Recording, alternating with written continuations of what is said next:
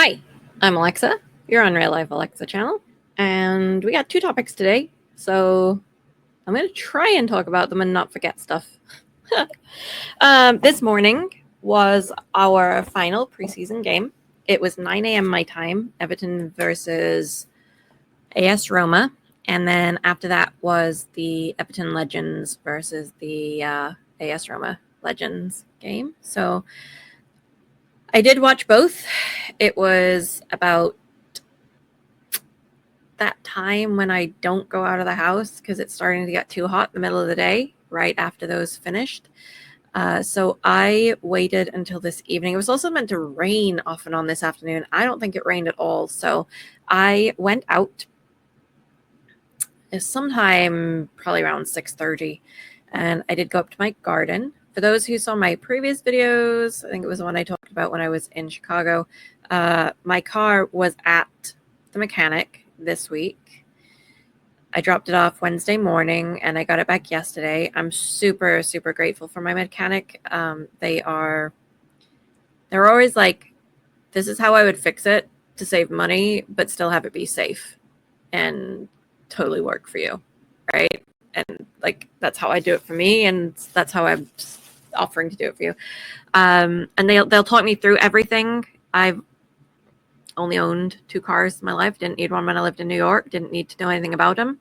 So as I know more now, obviously I don't know a huge amount. I don't work on cars myself, but they have always been really, really fantastic in answering my questions, talking me through what things are, how they work, how they interconnect, why something may be a problem or not be a problem. They're just so good. I will forever refer them to people in town if anyone asks me for one of them.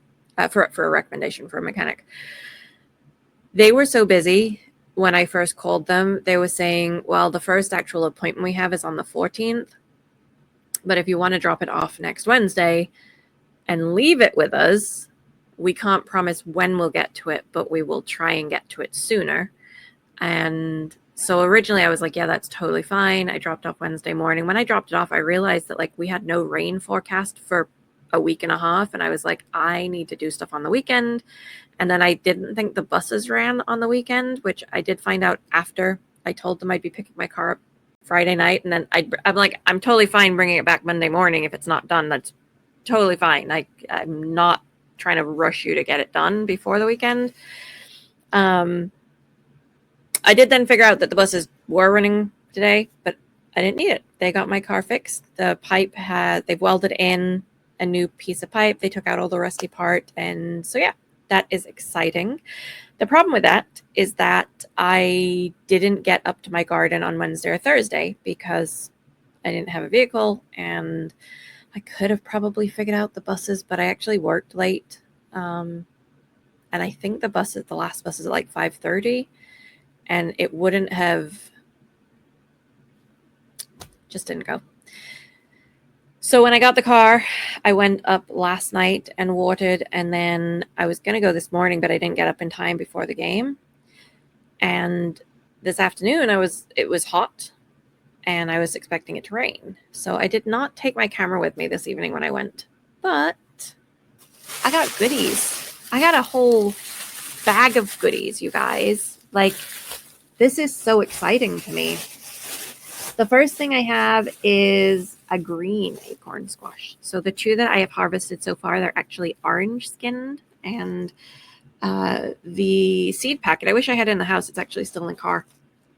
The seed packet for these had a mixture of green, orange, and then like mottled green and orange. There are at least 7 more in various stages of growth right now, and I have 3 here at home. So gonna have to figure out what to do with it. I might I'm gonna roast once I'm able to harvest a couple more of them. I might actually turn the oven on and roast a bunch of them, and then put that into I have these little freezer cube trays that you can freeze stuff in cubes, like 1 cup servings or half cup servings.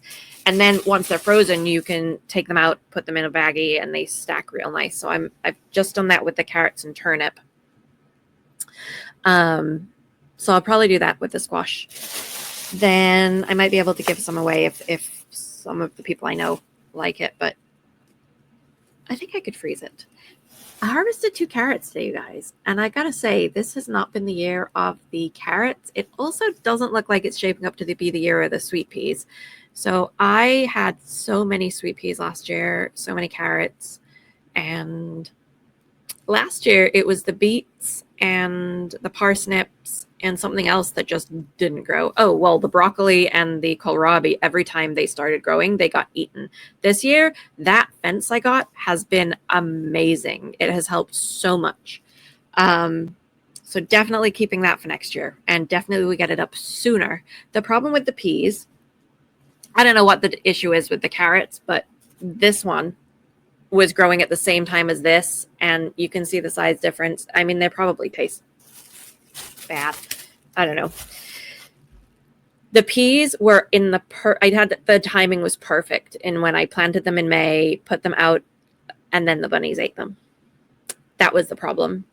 The second round that I planted in the beginning of June and then planted out in the plot in July, they didn't get rooted in. And then I also didn't take off the pot that they were in. So I'm wondering if that is stunting their growth a little bit. Anyway, it's the hottest part of the year, obviously, in July and August. And they've been struggling. And a couple of them did actually seem to dry out when I wasn't up there for basically 3 days.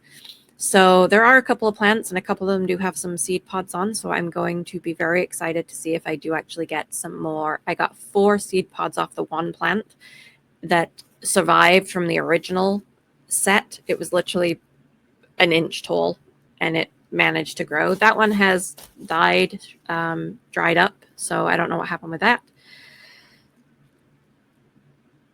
But the onions and the corn are good. So when the guy who helped me till the last of my plot gave me the onions, I asked him, how do I know when they're ready to harvest? And he said, you'll know the leaves will die and fall over. And I didn't plan on harvesting, and I didn't take my camera in case it did decide to thunder on us this evening. But this is what started me harvesting tonight. There were 4 onions and one of them is really little. There were 4 onions where the leaves right above where I've sort of taken them off, they all were folded completely over. So I said, okay, well, let's get these out.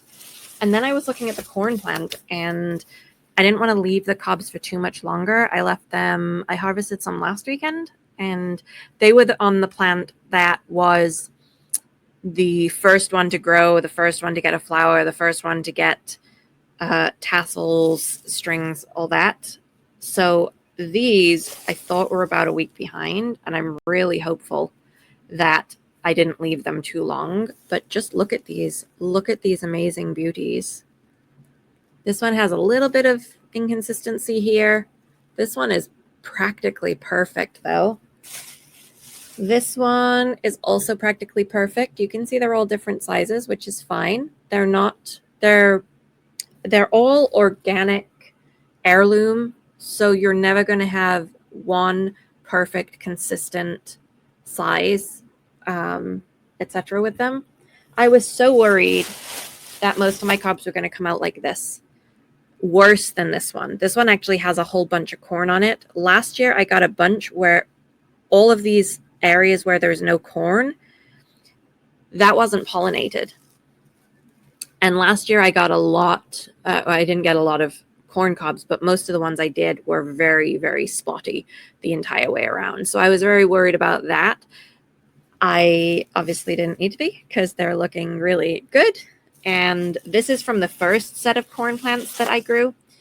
I will say, and my dad was here and he was commenting on this too, corn plants, you normally think of like it's one stalk and you get one cob on the stalk. Sometimes you see 2 cobs, but it's normally only one.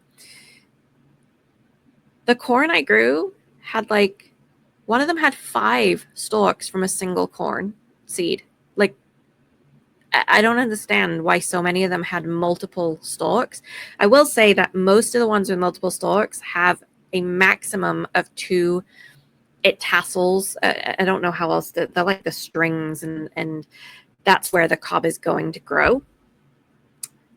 of the ones that I've harvested like a good cob from, the others, the second cob, the tassels on those plants, not just that stalk, but any of the stalks on that plant, it's been shorter, less whatever. This is the smallest one, and as you can see, this one definitely has a lot of gaps. It didn't get pollinated, but it does have some corn, so I'll throw it in the same pot of water and see how sweet this is. It smells good. So I'm very excited about that. That is a lot of food.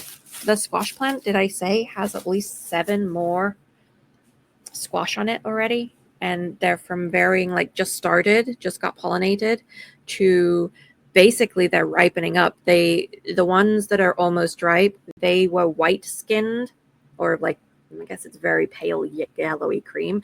They're turning orange, like the 2 that I've harvested last weekend or last week, whatever it was. So I got to wait for those to get more orange across the entire thing. And the squash plants have taken over most of the plot. It's kind of crazy how much they've grown. I know they grow big. I definitely need a bigger, taller trellis for them. Or potentially an extra 2 plots that no one else signs up to use, and I can take over them with just squash plants. That would be amazing next year. But I'm excited. I'm excited to see how many I'm going to get. The pumpkin plants have at least 1 starting to grow. I'm a little weird. I don't know what's going on with it. Maybe it's squash that grew, like a branch grew under the pumpkin plant, but it's looking more like the squash shape than the mini sort of flat and round mini pumpkins. And they're meant to be mini pumpkins. So I don't know. We're going to find out. We're going to find out together. I will harvest it when it's turned, whatever color it's going to turn. That was a lot. Everton. If you are an Evertonian and you are watching this, how do you feel about the preseason we have just had? We drew 1 of our games and we lost all the others. We have brought 5 people in, though one of them technically doesn't count because he was on loan with us prior to June 30th, and he was not one of the 13 let go on June 30th, I don't think. So we brought 4 people in so far to replace 13. And you can tell that it's a new set of players playing together. And even the players that have been with us for a long time, they're brand new playing with these 4 new players, right? There have been spots of brilliance, some really nice play, some really interesting. Like you see a play and you're like, oh, if he can do that and actually, like, whoever made the run around him knows where he's going to send it. Because right now there's a lot of disconnect in where they're not reading where the other one is going to run or not knowing where they're going to run. If they can get on the same page, there could be some nice stuff this season. I'm also trying to make myself be realistic, you know? New ownership, new manager, confirmation that the stadium would be ready for the season. All of those 3 things really happened at the beginning of the year. We're 6, 7, 8 months past that now. There's no positive boost from that, I don't think. I do wonder if getting to play at Hill Dickinson, like week in, week out, will be something that does inspire our team. I wouldn't say I'm worried yet. I would say there are some concerns that need to be addressed. Now, way back in late 2000s or 2010s, Moyes' sort of first tenure, whenever we had a really bad preseason, we ended up having a really good season. And whenever we had really good results in preseason, we like nosedived during the season. That has not held true for the past, I don't even know how many years at this point, with all the various managers we've had come through. We were just bad in preseason and bad during the season. But we have Moyes back.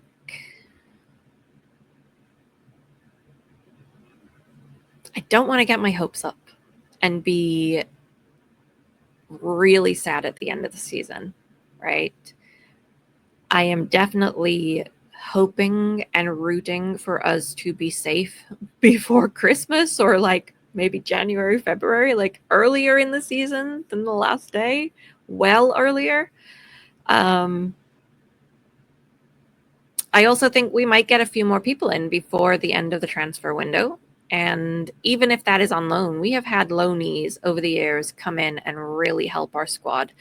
The most recent example that springs to mind is obviously Jack Harrison. Charlie Alcaraz was a loan, and we've just bought him. Moyes has always been smart with loans and with getting people in that way. So I think that we will get some more players in. Just as he was saying in some of his press conferences, it's a real shame that we weren't able to do it early in the transfer window. They didn't get to go through any of the preseason. Whoever else we get, if we get someone, they won't have had that time to get to know each other. So, yeah, it's going to be interesting. The Legends game, I did not realize it was like short halves, but it makes perfect sense. And it looked like they were all having an absolute blast, and was upset that Yax was called offside. But that's the game, right? That's how it goes. I think we can certainly... I saw someone say the only legend that was on the Everton team was Peter Reid. Peter Reid. My very first thought was, excuse you? Like, you're even saying Leighton Baines isn't a legend? Stevie P? I mean, even Jags, like, you're nothing? Like, what's your definition of a legend? Like, there are other players we could call out from the squad. There are players on this squad who are literally the reason that some Everton fans today are fans of Everton. That's it. Absolutely. They grew up with them playing under Moyes V1. Like, you're going to say that everyone, every single person they had on that team, on the Legends team for Everton, none of them are legends? Are you really an Everton fan? Because that doesn't seem like an Everton kind of attitude. At least in my opinion. And if you're an Everton fan, I think you might know a phrase that springs to mind. Maybe it was a troublemaker. Maybe it was a troll online who isn't an Everton fan and was trying to start some nonsense. I did not respond to them. I try not to get into those arguments online if I can help it. So let me know your thoughts. The game, the season, how's it going to go? If you were at the stadium, I mean, how did it feel with it full? It looked amazing, and the sound wasn't really like, couldn't really hear chants, but I know that there was singing. I was watching through the Everton feed, not the ESPN one, so I don't know if it was louder on the ESPN one, but I'm hoping we can hear the crowd in the official broadcasts through. It's still going to be on NBC and Peacock over here in the US. So let me know your thoughts. Very interested. If you made it this far, as always, thank you.